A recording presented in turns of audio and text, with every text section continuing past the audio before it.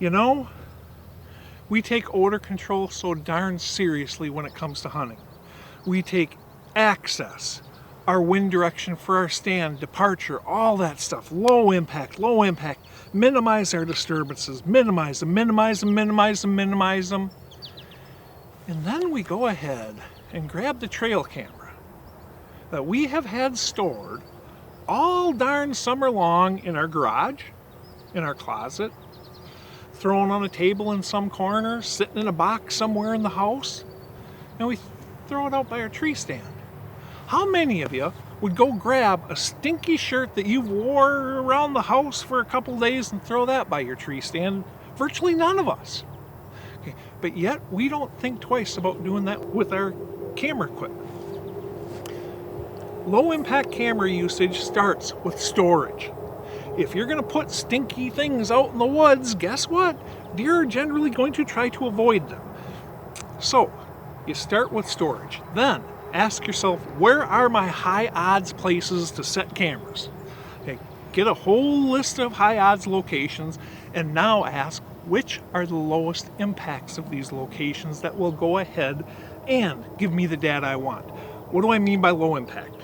Low impact, all it really means is I can get to that location, swap that chip, and get out of there without any deer hearing me, seeing me, or smelling me.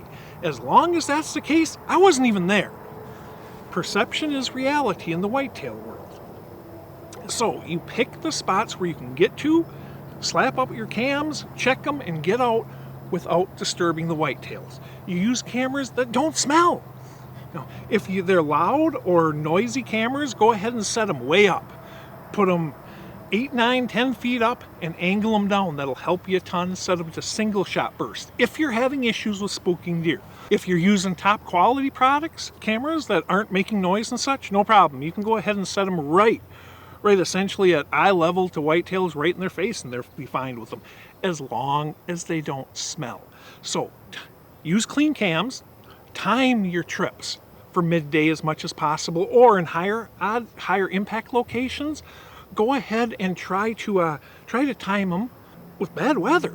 You know, those really windy, rainy days, you can get away with a lot of stuff out there. Just go out, set your cameras, leave them for a week to 2 weeks, come back in another crappy weather day and go yank the things.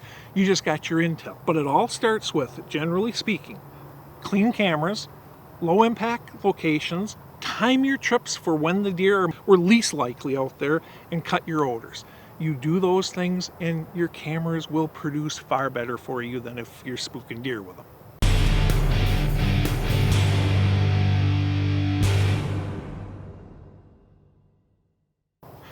Trail cameras are awesome tools, but remember, they can spook deer as well. So can we when we're out there running them. So treat them for odors. Make sure they don't smell when you put them out there. Treat yourself for odors. Time your trips for the times when deer are least active, and put your cams in high odds, low impact locations.